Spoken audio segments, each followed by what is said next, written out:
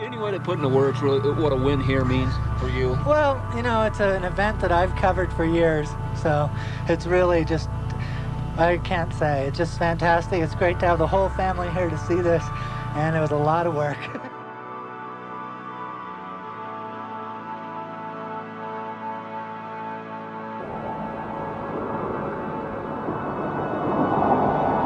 Yeah, the only constant out here is change. I've been out here for 25 years climbing this mountain, and I think it's changed just about as much as it's changed me.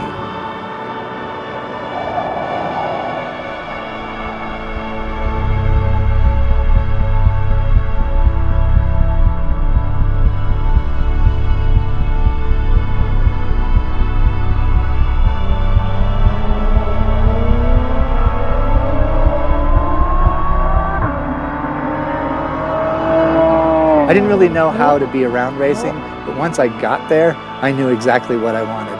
An amazing road ahead of me, a flat six behind me, and that crisp sound just powering me forward.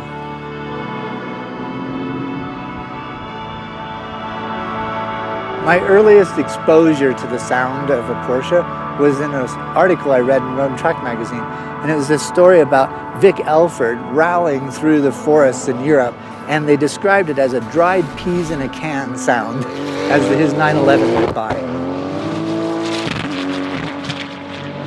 And I've always kept that in my head, that that was a pretty cool description of a 911 motor.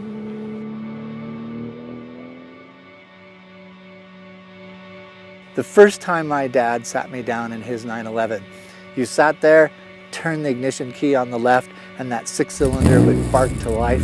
That sound just was like a motivator. I just wanted to have that sound behind me for the rest of my life. That was 47 years ago, and at that point, all I had was a paper route. When I look that far back, I've only been part of Pikes Peak's story for a very short time, but thousands of drivers literally have competed here and created a legacy that I've been able to drop into.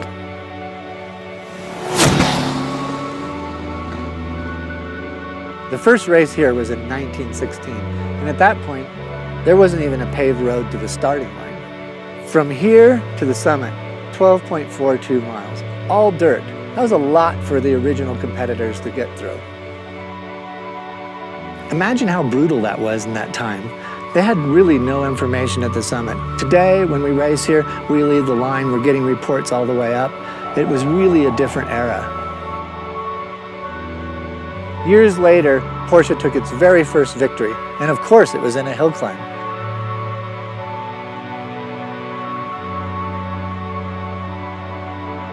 I dropped into this place in the air-cooled era. Eventually I was driving a water-cooled twin-turbo GT3 Cup car. Talk about advancement of technology.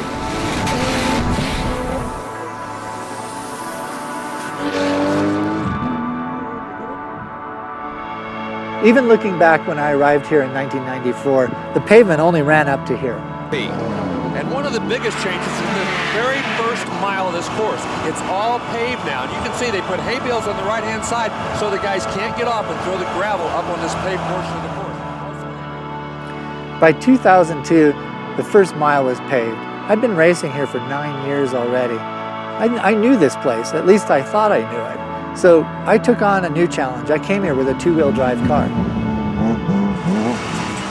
And as we take a look at the high-performance showroom stock division, Jeff Zwart wins in a new record time of 12 minutes 48.31 seconds. He breaks Reese Millen's record for two-wheel drive. Coming into 2011, everything from the start line to here in Devil's Playground was paved. That was essentially 76% of the course. And the last year we had mixed surfaces to face when racing here. That was an especially fun year for me because I came here with a GT2 RS and I ran slicks for the first time.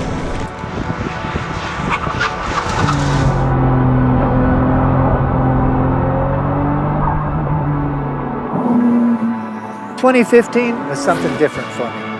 That year I knew I had something special. I had a GT2 engine in a GT3 Cup car. That was really a combination of things. the highest horsepower that we could get out of a Porsche motor, combined with the best chassis out there, the GT3 Cup car. It allowed me to be the 13th person to go under 10 minutes here.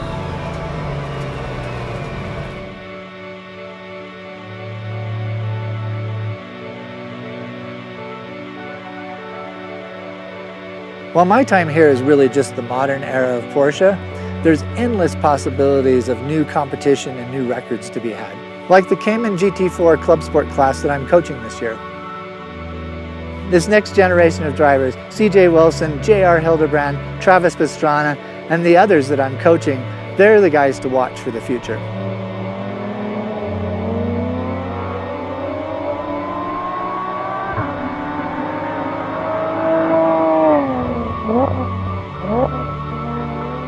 The funny thing here in 2018 is I've gone from collecting paper route money with only the dream of somehow owning a Porsche someday to helping Porsche create the next era of history on this mountain.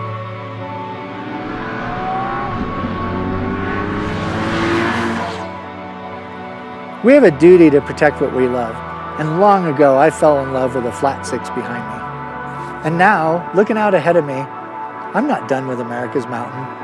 She's not done with me. We still have a lot of history to create together.